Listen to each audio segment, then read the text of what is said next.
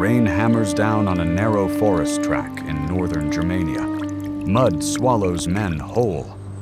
Somewhere ahead, through dripping oak and pine, a scream cuts off mid-breath. Then another, then silence. The kind of silence that means something has already ended. This is the last morning of the 17th, 18th, and 19th legions of Rome. In 3 days, roughly 20,000 of the finest soldiers on earth will be dead, and their commander will fall on his own sword rather than watch it finish. 6 years later, Roman soldiers marching back through this same forest will find the field still littered with bones, skulls nailed to tree trunks, weapons rusted into the earth, altars where prisoners were burned alive. When the news reached Rome, the Emperor Augustus did not shave for months. He was heard again and again, striking his head against the palace doors, shouting the same 6 words: "Quinctilius Varus, give me back my legions." This is the story of how the most disciplined army in the ancient world, an army that had never lost a war it chose to finish, walked into a trap built by a man Rome itself had trained, trusted, and made a citizen. A trap so total that Rome would never again attempt what it had set out to do here. This is Teutoburg. By 9 AD, the Roman legion was not just an army, it was a machine, the most refined instrument of organized violence the world had yet produced. Each legion carried roughly 5,000 men, organized into 10 cohorts, each cohort into centuries of 80 men under the command of a centurion who had usually spent decades learning his trade. These were not conscripted farmers pulled from the fields for one campaign. They were professional soldiers serving 25-year terms, drilled daily until formation movements became reflex rather than thought. They marched roughly 20 miles a day, carrying their own equipment, and at the end of that march, they dug a fortified camp, ditch, rampart, palisade, every single night, without exception, whether or not an enemy was anywhere near. Their short sword, the gladius, was not designed for dramatic slashing. It was built for the brutal efficiency of a short, controlled thrust into an opponent, pressed shield to shield in a packed formation. Their large, curved shields, the scutum, interlocked into walls that could absorb a charge from almost any enemy on Earth. Germania, the dense, cold forests east of the Rhine, home to dozens of loosely organized tribes, without cities, without centralized government, without anything resembling Rome's administrative machinery. Looked on paper like the next logical province, Roman commanders had already campaigned there for over a decade, winning battles, building forts, collecting tribute. Augustus did not simply want Germania defeated, he wanted it absorbed, taxed, governed by Roman law, garrisoned permanently, turned into a province exactly like Gaul had become a generation earlier. The man entrusted with finishing that transformation was Publius Quinctilius Varus. The column that began moving that morning was not organized for combat. It was organized for a peacetime march. Roughly 15 to 20,000 fighting men from the 17th, 18th, and 19th legions, along with their auxiliary troops, stretched out across miles of narrow track, and mixed in among them, without any real separation, were the camp followers who always trailed a Roman army on the move. Merchants, wives and children of soldiers, slaves, wagons loaded with tents, grain, tools, and personal belongings. Ancient sources suggest the baggage train alone may have stretched for miles on its own. This alone was close to catastrophic for hostile territory. A legion's core strength came from its ability to form a compact, disciplined battle line.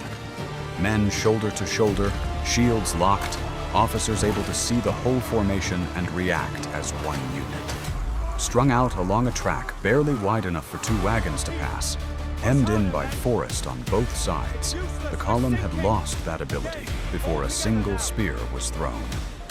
Then the storm came. Heavy autumn rain turned the packed earth path to thick, sucking mud within hours. Wind tore branches from the canopy overhead, and the noise of the storm creaking trees, driving rain, thunder rolling through the hills, masked whatever sounds the forest itself might have given away. Shields, ordinarily light enough to maneuver quickly, became waterlogged and heavy under their leather rain covers. Wagons bogged down in the mud, forcing repeated stops while soldiers worked to free them, stretching the column even thinner and slower. Somewhere in the dripping trees on either side, Arminius's coalition was already in position. Warriors who had grown up hunting, tracking, and fighting in exactly this kind of terrain, who knew which slopes offered cover, which gaps in the trees gave a clear throw, and precisely where the column would be forced to bottleneck. The first javelins came without warning, falling out of the tree line into the packed, disorganized mass of soldiers and civilians below. Men who had no room to raise a shield wall, no room to even turn and face the direction of the attack, began dying in the mud before most of the column understood it was under attack at all. This was not a pitched battle in the sense Roman soldiers had trained for their entire careers. It was closer to slaughter with intermissions, Germanic warriors striking hard and fast from cover, inflicting maximum casualties in seconds, then vanishing back into the trees before any organized Roman countercharge could reach them. By the time officers further down the column understood what was happening and began shouting orders, the damage at the front had already been done, and the same pattern was beginning to repeat further back along the line. By the second day, what remained of the column understood exactly what it was facing, and Roman discipline reasserted itself in the only way it could. Officers rallied scattered units, formed whatever defensive lines the cramped terrain allowed, and pushed forward through repeated ambushes rather than collapsing into panic. This resilience is itself remarkable. Most armies in history, hit this hard, this fast, with this little room to respond, would have disintegrated entirely on the first day. The legions did not. They kept marching, kept fighting, kept trying to reach open ground where their formation discipline could actually matter again. At one point during the retreat, the column made a decision that says everything about how deeply Roman military instinct was ingrained even as the situation collapsed around them. Exhausted, bleeding, and surrounded, they stopped and built a fortified camp on a stretch of high ground. Ditch, rampart, the same nightly ritual every legion had performed thousands of times on peaceful campaigns, now carried out under a rain of javelins, with the dead and dying still being pulled from the ranks. Archaeological excavation of the presumed battle site has since uncovered the remains of just such an emergency camp, confirming that even in the depths of catastrophe, the legions tried to do the one thing they knew how to do. It bought them a night.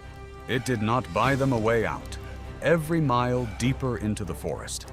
And by the second day, the survivors had no real choice but to keep moving deeper, since going back meant marching straight through ground already saturated with Germanic warriors, funneled them into terrain that Arminius's coalition had chosen with brutal precision, terrain that neutralized almost every advantage the legions had ever possessed. The forest broke up formation. The mud slowed movement to a crawl. The narrow paths meant that no matter how many Romans there were in total, only a handful could ever fight at the front of the column at any given moment, while the rest stood helpless in the crush behind them, unable to reach the fighting or retreat from it. By the third day, what remained of the three legions was pressed into this final stretch. Exhausted past the point most soldiers could function, half-starved, soaked through days of continuous rain, hemmed in on one side by the wall and the slope above it, and on the other by marsh that swallowed men and horses who strayed off the packed section of path. There was no more room to maneuver, no ground left to retreat across that wasn't already held by the enemy, and no relief coming. Publius Quinctilius Varus, watching the annihilation of the command entrusted to him, and almost certainly understanding that capture meant public humiliation, ritual sacrifice, or both, fell on his own sword. Several of his senior officers, according to the ancient accounts, did the same rather than be taken alive. Without central command, the remaining structure of the legions came apart entirely. Some units, still holding together in small groups, were surrounded and cut down where they stood, fighting to the last man in the mud. Others broke and tried to flee into the forest, only to be hunted down over the following days by warriors who knew every inch of the terrain. The Romans were blundering through blind. A small number of soldiers and cavalry managed to break away entirely and reach the Rhine garrisons days later, exhausted and half-mad, carrying the first word of the disaster back to Roman territory. The overwhelming majority never got that chance. 6 years later, in 15 AD, a Roman punitive expedition under the general Germanicus finally reached the site. The historian Tacitus, drawing on the accounts of soldiers who were actually there, described what they found. A landscape still marked by the shattered remains of a Roman camp, whitened bones scattered across open ground where men had first tried to make a stand or flee, skulls fixed to nearby tree trunks, and makeshift altars where, according to the accounts brought back by survivors and prisoners, captured Roman officers had been ritually sacrificed by Germanic priests in the battle's aftermath. The soldiers of Germanicus's army, many of whom had lost friends, relatives, or former comrades in the disaster, buried what remains they could find with their own hands, silently, according to Tacitus, without any of the usual formal military ceremony. A detail he records specifically because it was so unusual for a Roman army and so telling of how deeply the moment affected the men standing there. 3 entire legions, the 17th, 18th, and 19th, along with their attached auxiliary cohorts, cavalry, and the camp followers who had marched with them, had ceased to exist. Rome never reused those 3 legion numbers again for the rest of its imperial history. A silence in the official record that speaks louder than any casualty count ancient historians ever wrote down. Thanks for watching all the way to the end. Subscribe for more deep dives into military history, and let me know in the comments what you'd like to see next.